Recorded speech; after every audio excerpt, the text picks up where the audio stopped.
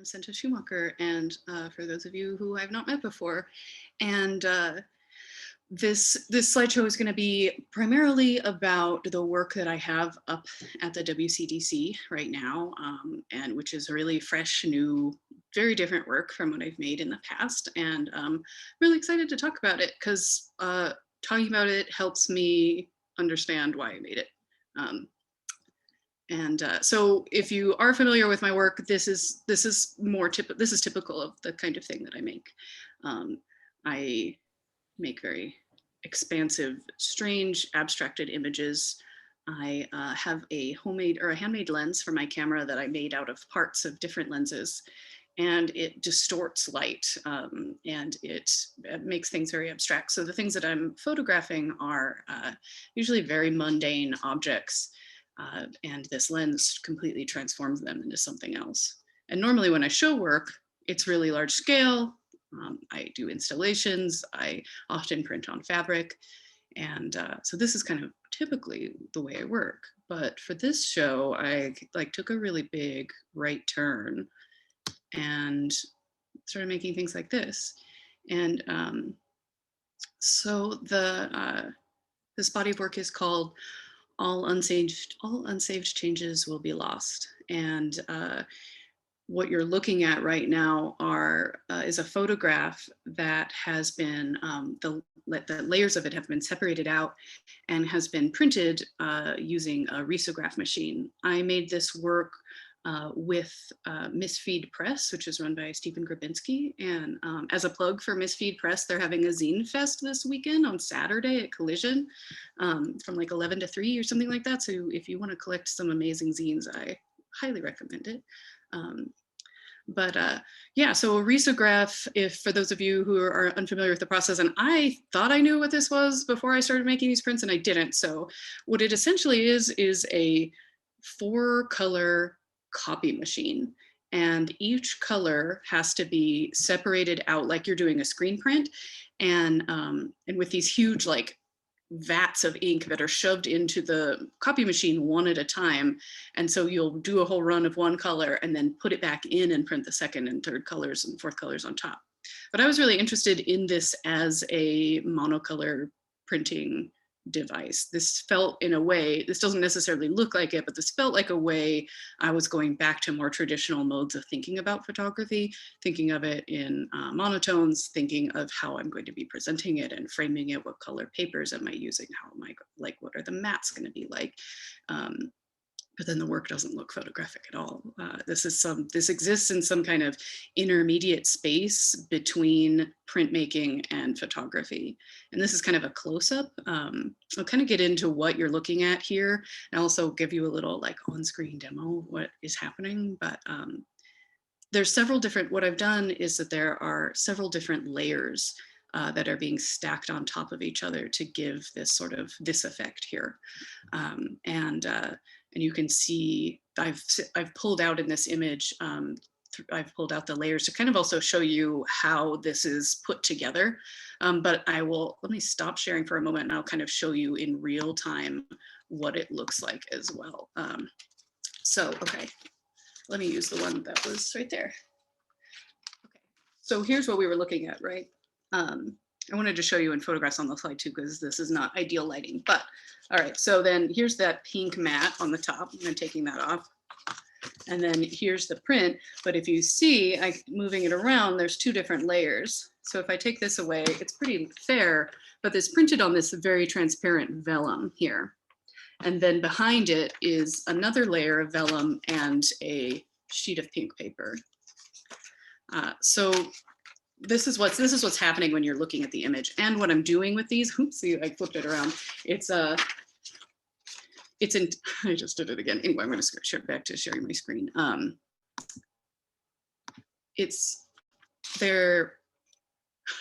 That's not the right screen. Let's see, sorry about that. I see what's happening. Please hold one moment. There we go, okay. I need to make this not full screen and then I can share with you all. It's been a while since I used to teach online last year, and it's been a while since I had to do this, and it was nice to not have to do this for a while, but now we're back to it. There we are. You should be able to see it once it loads. There we go. Okay, so we're back to here, so you can kind of see without it moving around what it looks like. And I'm interested in this because the way I framed it in this way so that everything is spaced out just a little bit. All these layers of mats here, there's an 8x10 layer and a 11x4 and a 8.5x11 layer. And so what it does is that it spaces the prints out just a little bit. And that it creates this like kind of milky, unreal dissonance to it. And that's really what I'm interested in exploring here, is these layers and layers stacked up on each other over this color pink, and why I am interested in that, I will get into in a second. So this color is called Baker Miller Pink. And it is a color that scientists have discovered has like a calming effect on your mind. It's something, it like slows your heart rate. It calms your nerves off. Like as I'm talking to you, but I'm also like, I've trained myself to think about this color a lot, but it's supposed to calm you down. And, you know, the psychology of color, the power of color is something that we've all experienced, right? You know, everybody has their like power color or whatever, or at least I hope you do, because I do. but this kind of like this idea that color and that visual stimulus can have such a impact on our psyche is something that is really part of what I'm working with in this work. So pink is also just happens to be my favorite color. I'm wearing my pink sweater and my little pink scarf tonight, and it's something that I find both energizing and calming, kind of depending. This is, when I think of the color pink, this is a place that I think of very often. This is the Madonna Inn in San Luis Obispo, California, and which is one of my favorite places in the world. It is this strange, kitschy hotel and restaurant that is just, it's like if John Waters had a hotel, and it's really just an astounding place. If you ever take a trip to Santa Barbara, you should stay here. But also I'm thinking about like, there's this whole like class of people who like kind of do this monocolor thing with their whole lives. This is the Pink Lady of Hollywood. There's also like a couple other like famous, I think it's my experience of it is that it's women. This isn't necessarily, I imagine it's not the case, but a lot of like fashion magazines and stuff will kind of like do features on these women who like have monocolor lives. Like famously, there's another woman who is all green. I think she lives in New York. But yeah, this lady's the Pink Lady of Hollywood. And so like, can you imagine, right? Like this color clearly has a huge effect on her, and in such a positive way that she has, you know, made it her whole life. And while I'm not quite here yet, you know, maybe it's a goal that I can work towards. It's hard to tell with this light, my studio is also pink. But also this color, because of the psychology of this color, it has been used for this kind of, it's been, this power that it has been unsurprisingly sort of warped and used for these uncomfortable reasons. There's like a lot of, this color is also known as drunk tank pink, which is awful, but like is this idea that like there's a lot of jails that paint their cells and stuff this color as an attempt to like hope that it calms people's like it calms people who've been arrested.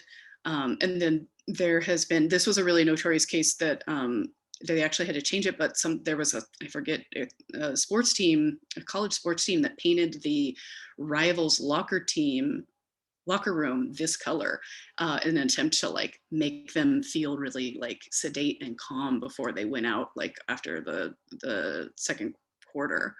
And so it's like, of course, like the minute humanity figures out that this color can be used to, you know, have these like positive things and like make people feel good, people immediately use it to control other people as well. And for those of you who are curious, here's the like hex code for Baker Miller pink.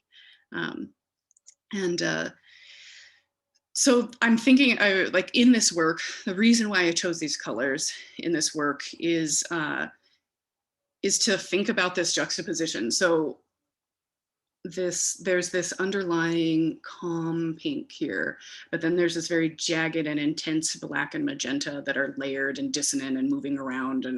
And a friend of mine the other night described this to me. She said she experienced it. It felt like a bruise to her. And that felt like just a really excellent analogy to me, because it feels like this thing, like a bruise is like you bump up against something, and then this because of that, this wound sort of rises to the surface, and it rises sort of unevenly, and sometimes it's darker than others. And so what I'm thinking with this is that there's this stuff that's rising to the surface, but underneath of it is this calming color. And what it feels like to me is this juxtaposition of the attempts to kind of smooth over and calm, and even like back here to kind of police and cage up and restrain really intense emotions, and to kind of undermine them in a way.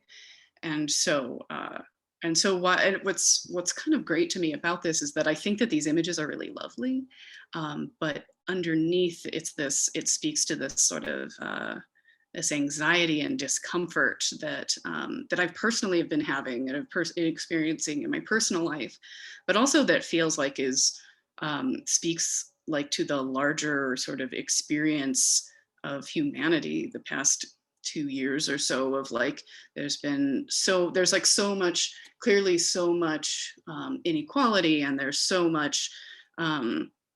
things that have been going on, that like with the pandemic and with all of the social upheaval, that like how do we both process these things that are happening in our lives, but also how do we regulate our own emotions and try to function in society, and how these things will like rise to the surface and recede again, and like for my own self, it's like this constant back and forth between self-soothing and trying to be aware of what's going on.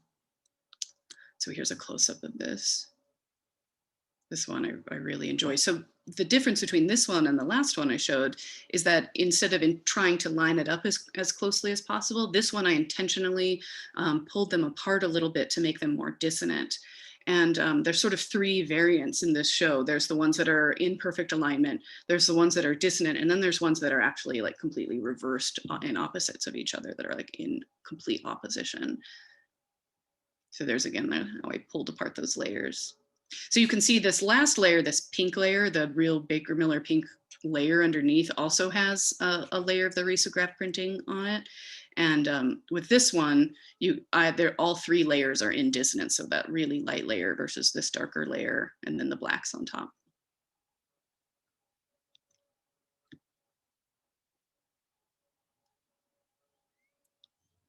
So yeah, so here's one where the images have been kind of mirrored, and they're absolutely in opposition to each other. This one in particular, this image is like particularly uncomfortable to me. This shape reminds me of, this is a really specific and strange memory, but this shape reminds me of, I grew up in the country, grew up on a farm, and we had this pond behind our house that would fill and empty every year. And one year, or there was several years where we went through a really bad drought. And so we got some water in the pond, but not very much. And that year, there have been other droughts since then, but only this one year, these like brine shrimp came up from the dry earth, and basically attacked and ate every other living thing inside of the pond.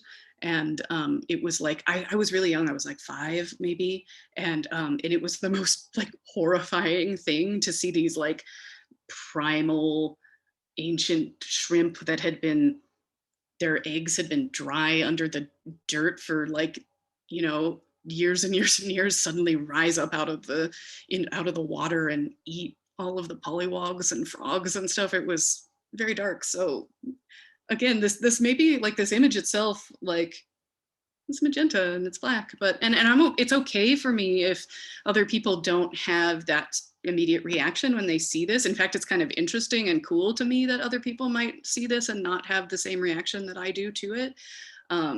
That's one of the like cool things about abstract art to me, is that I can have all the thoughts I want, but you're bringing your own experience to it, and that's just as valid to me.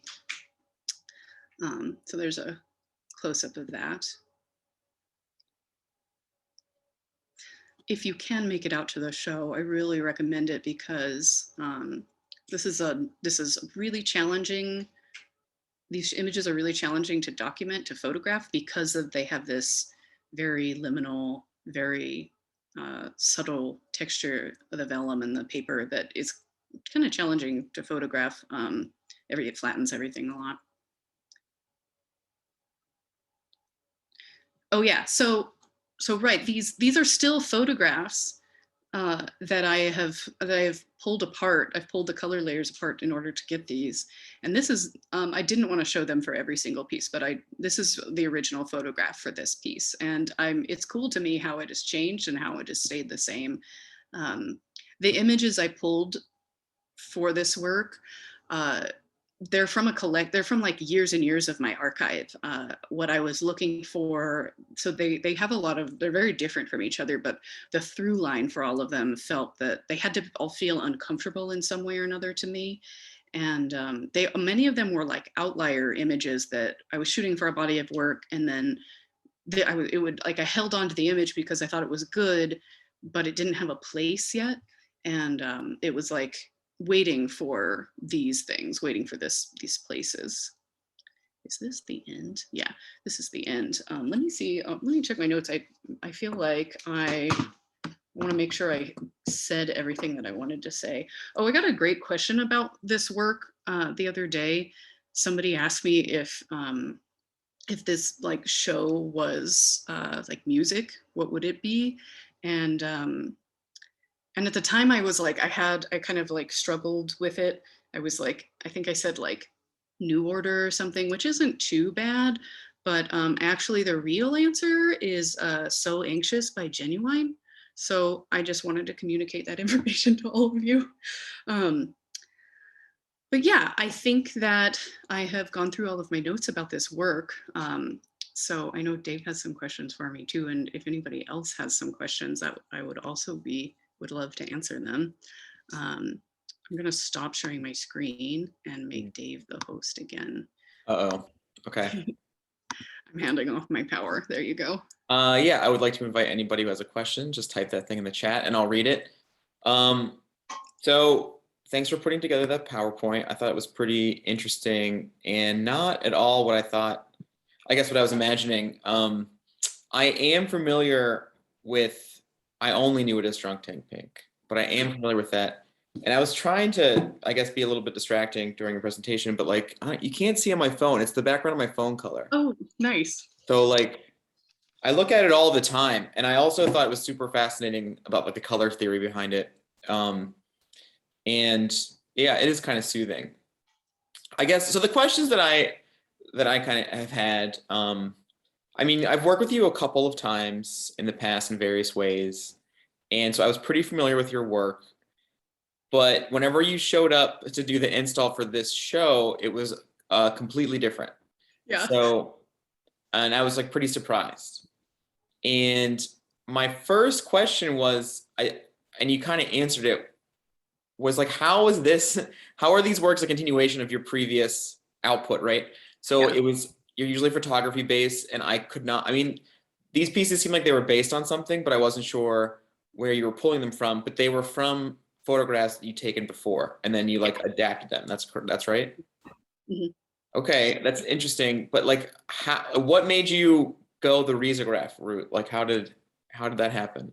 Yeah, I have been kind of holding these images, sort of this work kind of close to my chest. Like I haven't really shown a lot of it on Instagram or anything like that, which I normally do a lot when I'm working on work. I kind of just like wanted it to be a surprise because it was so different. And also, I honestly was a little nervous about it because it was such a big departure from the way I've worked before. But yeah, one of the reasons why I wanted to work this way is that I would wanted to make Risograph prints from the minute that Stephen announced that he was starting my Speed press. I really enjoy Stephen as an artist and have worked with him a couple times on things, and so I like really trusted him.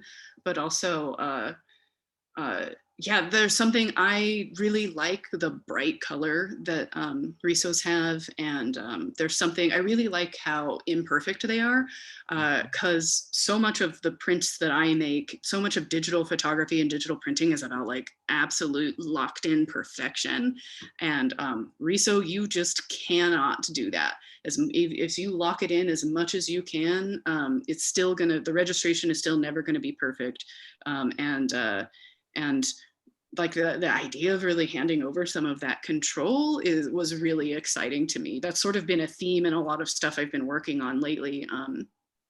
Nicole, who's here, she and I are collaborating on a project as well, where we're exchanging materials, and in a way, like we're handing it, like I hand her some of my pieces sometimes, and it's like I'm handing over, the idea of handing over the control of my work to somebody else is like, it's kind of perverse and kind of exciting and scary, because photography is really this, at least the way I learned it, was this like skill of control. And you need to know your tools, you need to know your environments, you need to know your printing, and it all needs to be super locked in. So yeah, this is not that, and I really like that. That's an excellent answer. Thank you. I do agree with you. These they seem a lot more chaotic, I suppose, than I think photography is very much like a precision style, and moving into the Riso style of it definitely seems like the opposite of that. Like there's definitely a little bit of image blur. You're not sure how many layers there are. I think you use plexiglass as like part of the framing process. So those all seem like. Say that again. Oh yeah, the plexi. So I have one. Yeah, I have one framed. Let me grab it. Oh, that's my cat. That's Gloria. So yeah, so here's one that's framed, and you can kind of see the texture of it is it's not shiny, it's not the polished. I turned it over and not head to the non-polished side because one, I hate the glare, but two, it softens it even further. And so yeah, it's weird. It's weird and nice. I like it. Okay, yeah, it's weird and nice. That's like, I went to grad school to be able to see things like that. It's a industry term, I think. Yeah, weird and nice. Weird and nice. I wanted to ask you about the title for the show. Yeah. What was like in your mind whenever you're thinking about what you're going to call this show, and like what, why? So yeah, so it's multi-layered. So that's that phrase, right? That pops up when you try to close something that you haven't saved first in like Photoshop or whatever. It's like all unsaved changes will be lost. But then there was, I don't know, one night I was doing a bunch of Photoshop work, and that like phrase hit me really hard of like, of just like, I don't know, the personal implications of that, like committing to change and committing to self-examination, and how easy it can be to like have a interesting breakthrough about yourself and then to like never think about it again, or to just move on and be like, cool, I had this breakthrough, now I never need to worry about my anxiety or whatever ever again. That will never bother me again. Yeah, this work is a lot about like anxiety and insecurity and discomfort, and so that like sort of ominous, like you have to commit to your changes, felt like a really appropriate title for this work. Yeah, that makes sense to me. Personal growth, it's not easy, it's hard. Yeah. And I see that that's kind of relational. I would say with your choice of like doing a different medium, you know, Yeah. not just going to do something that you've done pretty well, but wanted to move into something else and see how it went, you know, kind of scary, kind of. Yeah. Yeah. And I don't think this is like, I'm still going to be making the other type of work that I'm making. And it's just, this was this like detour. And I think I'll probably continue to experiment with this sort of stuff on the side. Like, what would it be to do multicolor prints this way? Or, Mhm. you know, what are the other possibilities of layering? Layering is something that I come back to a lot in my work and thinking about my work.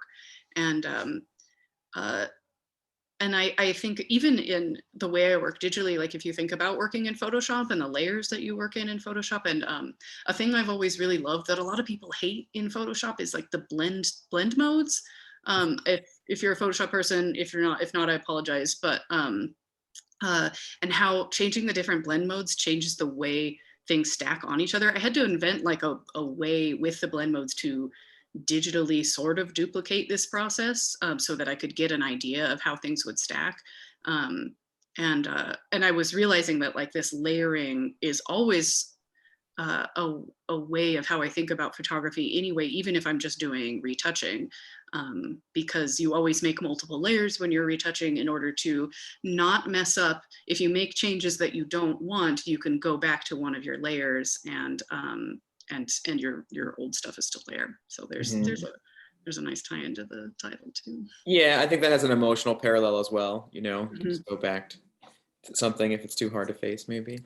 Yeah, yeah, Um, yeah, I have some familiarity with the layering in Photoshop, though I'm not an expert of it. I mostly worry about layering my clothes, especially now that it's wintertime. yeah, Uh, but there's no tool. I mean, a mirror, I guess. I don't know. yeah, yeah. Um, but yeah, I mean that's interesting. It's interesting because like to see somebody like kind of move through the different ways to do something, it's interesting to watch, and you're already thinking about like new ways of subverting it. So yeah, do you have other plans to try different kinds of techniques with this, whether it's Rezo or otherwise? Like, is this going to affect your overall artistic practice? Or are you going to just kind of experiment and see how it goes? This does feel like this field of pure experimentation, and which is something that's been really refreshing about working with this too, because I have my other methods like Mhm. decently locked in and have been working and kind of evolving, but working in a similar way for nearly 10 years now. And so to have this detour has felt, yeah, really exciting. And to really detach myself from the outcome of it was really just, I was just like, this is going to be something. And and I kind of had backup work just in case if it totally fell apart for this show. So so there was room to really to experiment with this and see how it was going to turn out. One of the things that was really cool too was working with a printer, working with Stephen and Miss Speed Press, like because Stephen, like we ran into all kinds of issues with it because what I was doing is not how you normally work with Riso, and this is a very Centa way of thinking is like, oh, what's the way this works? Okay, let's not do that. Let's make it work the way it's not supposed to. That's how I work with my lenses too, but Stephen was just an amazing resource when it came to thinking about different types of materials. It was his suggestion to work with the vellum instead of, I wanted to print on like overhead transparency, Mhm. and it just didn't quite take the ink in the way we were liking, and so we were experimenting with different materials, and he did so much testing for me, and like that back and forth process of like working with somebody who really knows the machine, and while I had these like kooky ideas that not all of them could work. Like at first I was really coming at it with this very photography minded mindset of like, this needs to be really locked in, this needs to be very precise. And he was like, no, you will Mhm. not be able to do that. So yeah, the vellum is just this amazing material. It just has this like very haunting quality. You can just see even with my hand how like things recede from it in this way that is I really am excited about working with that some more. Yeah, like what would it be like to backlight something like that? What would it be like to have something that you see through on both sides and you hang down in the middle of the gallery, like stuff like that. Like this, yeah, this feels like a first step of something like that could be move broader. Yeah, super cool. Shout out Stephen Grabinski Yeah. and Misfeed Press. Anybody wants to make a zine or anything, like you should definitely go to them. Yeah, I knew some of the stuff he did, but I had no idea that like this was in the repertoire, you know. Yeah. Vellum, Risographs, who knew? Yeah. It also was pretty spooky whenever you held it up in front of your camera and put your hand behind it. It was extremely ghost-like. Yeah. Yeah. And like, yeah, what could that be like if you had a big piece of this and people were walking behind it or something like that? Like, yeah, well, that's exciting. Lots of different options, I suppose, to move forward. So the basis of this show and all of the WCDC shows are basically focused, surprise, surprise, on Wilkinsburg and being a local artist. So you lived there for quite a long time and also ran like a gallery, like a group show gallery. And I mean, can you just like talk about that process of having an art space in a community in Pittsburgh and just what it was like to participate in the community in that way? You know what I mean? It was, I remember I went to like your first show and was so surprised that you had adapted, well, I don't even know what that building used to be, like an office, something into repurposed into an art gallery. So that was very surprising and interesting to me. Thank you. Yeah, I moved to Pittsburgh 4 years ago and moved into this apartment that had a storefront in the front and the apartment living space in the back. So the storefront I turned into an art gallery, and I lived with it for 3.5 years. And that was an interesting exercise in personal boundaries. And ultimately why I had to stop doing it, which is fine. I kind of knew it wasn't going to be my forever home or anything, but it was a very delightful experiment. And yeah, it was a space that I primarily wanted to show Pittsburgh artists. I was new in town. I'm from California. I lived in California my whole life until I moved out here. And I didn't want to be another Californian moving to Pittsburgh telling people what I thought they should be doing. There seemed like the temperature check for that was not so great. So, and coming from a place that had already been, I lived in San Francisco for 7 years, coming from a place that was constantly being, invaded by other people and gentrified and stuff, I wanted to be careful, but also wanted to contribute to the community. And so the best way to do that was to support the community that already existed. And so, yeah, we showed, I think in the end, over the course of 3.5 years, 48 different artists, 95% of them were from Pittsburgh. A couple of outliers. We hosted performance events, and we gave artist talks, and we had film screenings, and it was such a rewarding project. I felt like it was such a privilege to be able to kind of hold a container for other people to do the thing that they cared about the most. I often, what I did with most of the artists was I had an experience in San Jose where I was basically given the keys to a gallery, and they were like, yeah, in 6 weeks, just have a show up, like do whatever you want. And I kind of wanted to give the artists at Phosphor a similar feeling of like, as long as we can reset it to how it was before, I want you to do the thing that you are excited about. We did some weird things, like we took the ceiling out. We took the drop ceiling out in one show. We had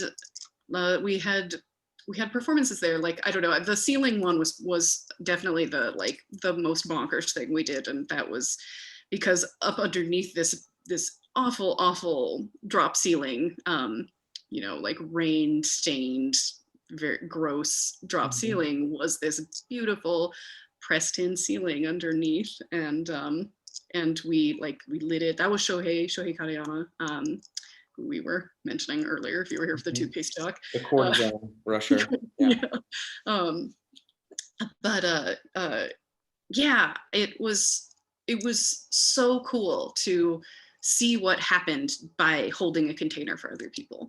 And I'm really proud of that's one of my biggest accomplishments in my life, is to have been able to do that for other people. It's cool. Yeah, that sounds super rewarding. How nice. I also had no idea it was that many artists. I'm Yeah. sorry. Go ahead. Oh, I also showed my own work there a couple times. It was like, you know, I felt like that was okay because I lived there, and so it was nice too to have the same space to be like, okay, I can do whatever I want here too, and I live here, so I can spend as much time as I want in here. Did a couple weird installations too. Yeah, you're in charge of it. Yeah, you can do whatever you want. Yeah. Yeah, that's nice, and I think that's interesting. Relating back to your choice of color for the show, so like the pink color. So it seems like this isn't like a new development. It seems like you've liked it for a long time. So what was there anything that happened that made you want to incorporate it into your artwork for the first time? Because I want to say the colors that you've used in the past were mostly primary colors with a black background, right? So what happened this time where you were just like, this is my favorite thing, and I'm going to also incorporate it into my artwork? Part of it was the restraints of the risograph. Stephen only had certain colors, and so that like process magenta was one of the colors. So it was like, at last, like I can really lean into my favorite pink. And actually, like part of what I was doing,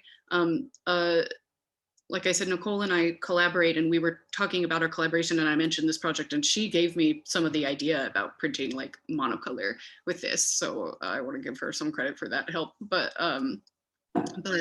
yeah, like so part of it was the restriction, and part of it was this, yeah, the kind of the release of working in the way that I have in the past.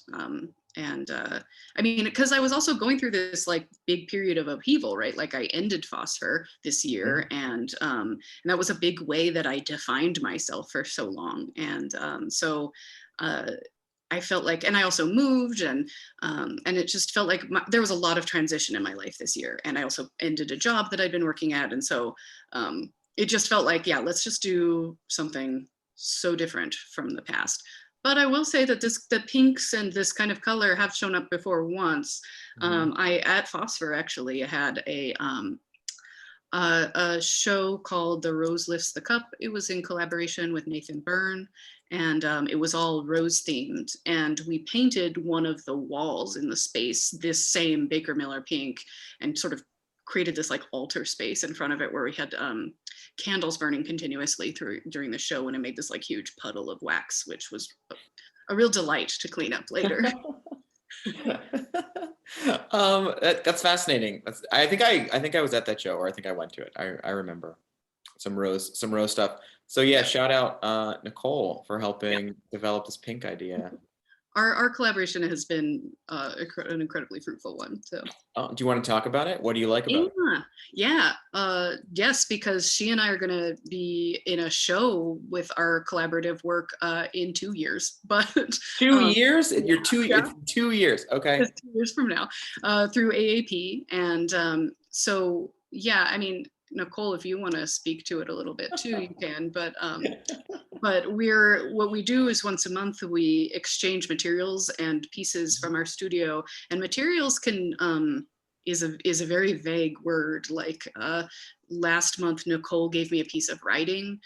This upcoming month, Nicole's going to be out of town, so it's going to be like a digital only exchange. Okay. But the only thing is that we continue to make work using these materials that we're exchanging, and so it's to me it's like this perfect collaboration, because we're influencing each other, and we're giving each other kind of constraints and things to work with, but then we're also completely in charge of the thing that we're making with it. So there's like a lot of autonomy in there as well. That's fascinating. It seems like working under a specific kind of constraint does breed a little bit of creativity. Working with a risograph and only having specific colors with Stephen, and then also you not wanting to do it the right way, like that's a bit of a constraint. Having to deal with whatever Nicole like emails you, kind of a constraint, you know. What did Bob Ross call it? Happy accidents, like things that would just happen accidentally. Not that he's an authority, but like I remember him talking about that. Yeah, that's kind of inspiring, you know, doing doing the best that you can in a certain situation, and it's also kind of, being happy with it. yeah, it's amazing what comes out of that wouldn't come out normally because of the way I'm supposed to work, right? Mhm. As opposed to like being like, there's no way I'm supposed to work with these materials. Like, so what do I do? There's a lot of like creative problem solvings that you didn't ask for that you're kind of presented with. So there's like new pathways that kind of spark open when you're given a material that you don't usually work with, but then you kind of digest it in your own way and it comes out into something you didn't know that you had to make. For example, Nicole, I gave Nicole a small test piece, like a piece of fabric that I had ultimately decided I wasn't going to work with, and she froze it in a block of ice, and I was like, this is like, I would have never in a million years thought to do this, and it has completely elevated it into something that is wholly hers now, and like, I don't know, it's really cool. It's a really exciting project. Yeah, I wouldn't have thought to do that either. It's very strange, Nicole. It's a very Nicole way of thinking. Yeah, freeze it. Yeah, well, we'll look out for that in 2 years. Oh, go ahead. Yeah. I wanted to just say something, Centa. It's just interesting to hear you talk about kind of your feelings behind the work and kind of this anxiety or turmoil that we're all experiencing. And it's interesting to see you kind of like push air or push like these layers apart, like almost like I'm thinking of those like apps where they're like the calming apps or the breathing apps or like meditation or something where you're kind of pausing and like things are expanding. I don't know, there's an app that I'm thinking of that like visualizes like breath like coming in and out. So it's interesting to see you like take this image and layer it and like I don't want to say force, but like pull it apart and allow for space to be in between the layers. It's almost like giving yourself more time or more like, an extra set of like breath. And so I was just thinking about that and wondering like how you chose to dissect the image, and if it is just like in Photoshop as you're layering things, but just thinking like how you made that decision and how you layered them and put them back together. Yeah, that also like that, I really love that idea. And it does feel like, it's like this prying apart of these like different, if you like them at like multiple ply paper, it's like prying apart the plies. But it's so gentle, like it doesn't, I don't want to say like you're forcing it, but you're like pulling it, but in a stretching way, in like a healthy like stretching way. To pull out the image that I would print, it was a lot of I would turn the image black and white, which even that on its own, I haven't worked in black and white in over 10 years since I switched to digital, and then started manipulating so like there's a way to, when you make an image monochrome in Photoshop, where you keep all of the color information, but it's just turned monochrome, and then you like adjust that color information and it's interesting because when you do that, like say you manipulate the yellows in the image, it looks totally different than if you were manipulating it in color. And so the yellows will turn white basically, or something like that. And so I kind of manipulated those until it highlighted the discomfort I was looking at in the image as much as possible. Yeah, that's fascinating and something I would never have known about if you didn't just talk about it. Yeah, it's the way it's very interesting to me, and not necessarily super related to this, but just in general about photography, how much information is present in an image and how much that can be changed and manipulated and it still be pretty much still be a photograph. Yeah, that's an interesting way to think about it, and I definitely see that you doing that with this show in general, taking some pre-existing images and then repurposing them in a new way, and also kind of giving them like a new context, I would say, and a new way to look at it. So very inspiring. We're getting pretty close to the end of our time together. If anybody has any questions, I mean, you don't even have to type it in the chat. You can just unmute yourself and talk if you'd like. I think I have a question. Oh, Paul Pang, go for it. Yeah, all right. We'll see if I have a question. So I think like the sort of canonical interpretation, I think, of like your work, Centa, just listening to past artist talks of yours, is that you mainly like conceive of your work as like a way of documenting this sort of transcendent, ethereal world that your very specially constructed lens builds up. And I think this work that you've shown today, and that I hope to see this weekend, is interesting in that where your work before seems to have this documentation of this other world as an end in itself, this work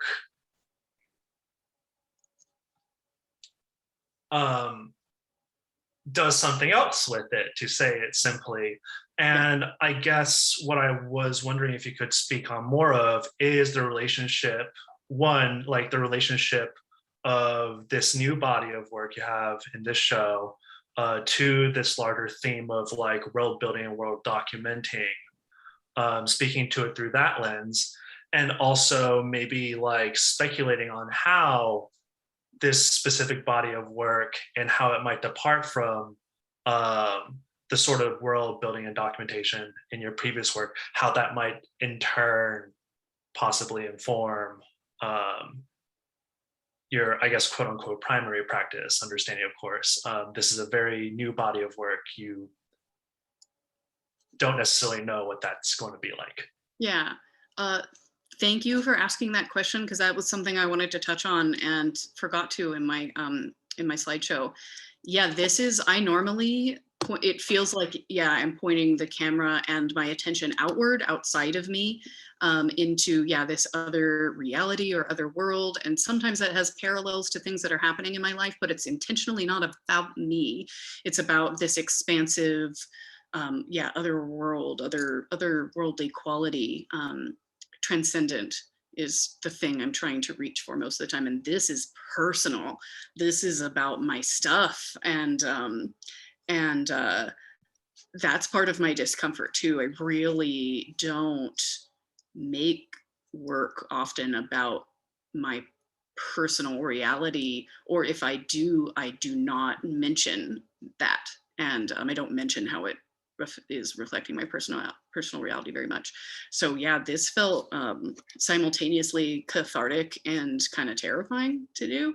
And also, like, I felt very unpracticed in doing that. It felt, I was concerned it would be kind of clumsy, but then like it's abstract, so I guess it kind of isn't that. But yeah, it and I like that you kind of said like primary practice versus like this kind of offshoot, because that is how it does feel. Like it feels like a different facet, or a different, like if it's a tree, yeah, it's like a little, like there's the main canopy, but then there's a little branch over here that's this work, and maybe that will kind of grow and expand into something else too. But yes, it is very new still. And yeah, who knows where it will go? Who knows if it'll sort of loop back around into my broader work? That's what's happened with, when I started working with fabric, I started sewing for a hobby, and then it turned into my practice. So yeah, thank you. I hope I answered that all right. I think you answered it all right. Yeah, I think so too. It's a great question, Paul. Thank you very much. And I do remember some. Oh, go for it. Oh, I didn't mean to interrupt you. I'm sorry. Nope, go for it. I wanted to throw a couple of things in, because I did see the show the last Saturday, and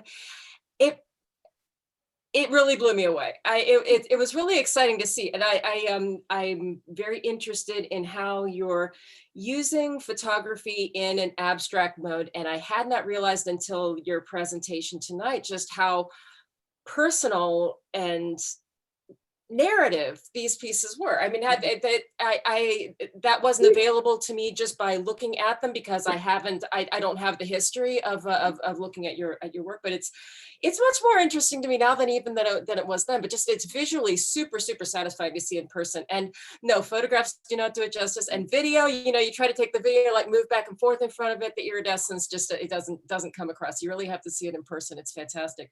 But I have to show you something else.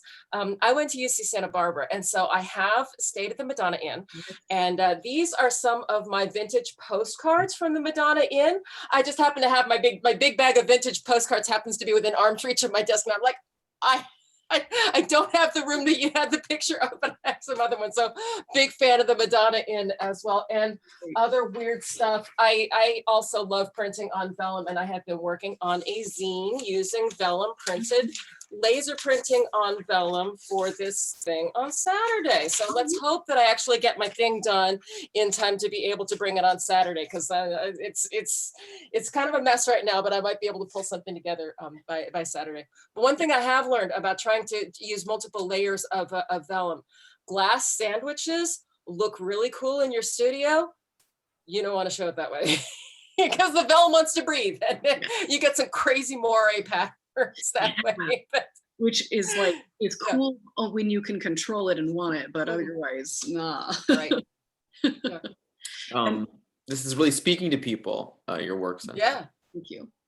Yeah, it is. There is an interesting irony of using photographs to make something that cannot be photographed, right? Like, it can't be depicted through a photograph. Yeah, I agree. Very, very interesting. And it's 6:57, so I think it's safe to wrap everything up now. I want to thank each and every person who came here and hung out with us for the past hour. Much appreciated. I wanted to invite you to go and check out Centa's show if you hadn't seen it. Once again, it's at the WCDC's Lohr Gallery on Wood Street in downtown Wilkinsburg. Centa, do you have anything coming up that you want to talk about? We already know about your show with Nicole in 2023. 2023, October 2023. Yeah, so basically almost 2024. Is there anything, can we find you on social media? Is there anything else you want to throw in there? Yeah, yes. So many things that are coming up. One is for this particular show on December 4th from noon to 3, I believe is are the gallery hours. I will be 5. Okay, 5 full hours. I will be there, and I'll be gallery sitting. So if you want to come, and I'll bring some snacks, and if you want to come and hang out with me and talk about my work, I would love to do that. Or bring your work and I'll talk about it. That sounds cool too. So there's that.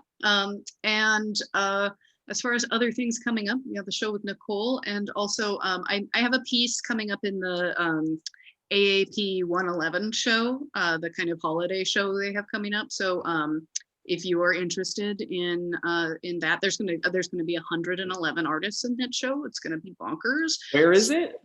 It's at the AAP gallery. Okay. It's just going to be like salon style. One cool thing about it is it's one of those like kind of fire sale style shows where like if they sell a piece, you immediately take it off the wall, so it kind of the show disappears as it's up longer and longer. So that should be a cool show. I think that opens next Saturday, not this upcoming Saturday. And okay, yeah, that's what I have currently on deck. You can follow me on Instagram. I'm Centa Schumacher on Instagram. My website is centaschumacher.com. So those are both great ways. If you want to get a hold of me, there's ways to get a hold of me on both of those things. And yeah, I think that's about it. That's great. That's a ton of stuff. Yeah. Well, all right. Thanks again, Centa. And thanks for everybody for coming to the show. Look out for the next one with thank you for coming. Bill Rice. Yeah.